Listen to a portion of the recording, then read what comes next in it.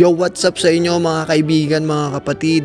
For today's video guys, samahan nyo kaming mag-shopping dito sa gubat. Magtatanghalian na kasi guys at wala pa kaming ulam. Kaya itong si paring Bengkams nakaisip ng paraan. Kailangan makita kung umiihi ka talaga, gago. Putang ina mo.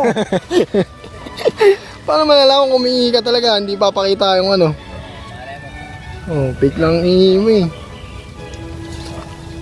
Saan talbos? Ito pre, yung talbos oh.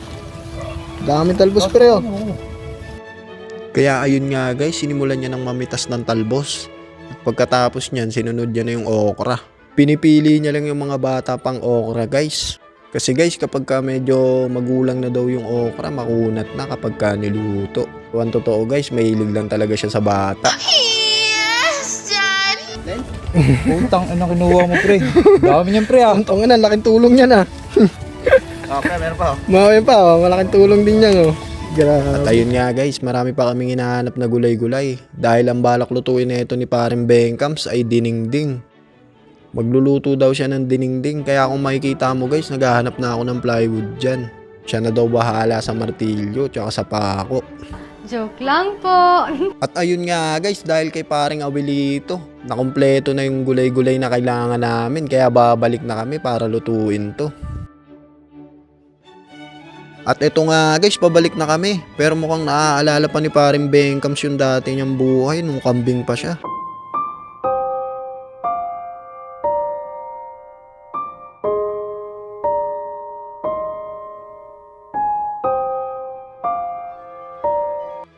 At ayun nga guys, sinimulan ng gayat-gayatin ni paring Awilito yung mga gulay-gulay na kinuha namin sa kagubatan.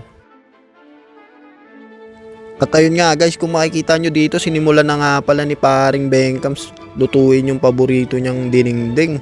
Nabulol-bulol pa ako dun guys dahil gutom na ako.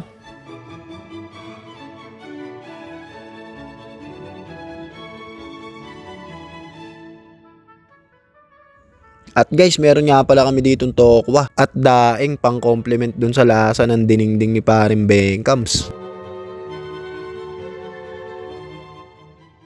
At mukhang napagod na nga si paring Bengkams guys, kaya napaupo muna siya dito. At ito nga guys, ito na yung finished product. Nilantakan agad yung dinengdeng na niluto ni paring Bengkams. Mukhang masarap talaga.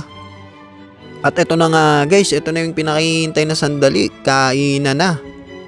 Grabe, ang bibilis kumain. Parang naka-timelapse challenge.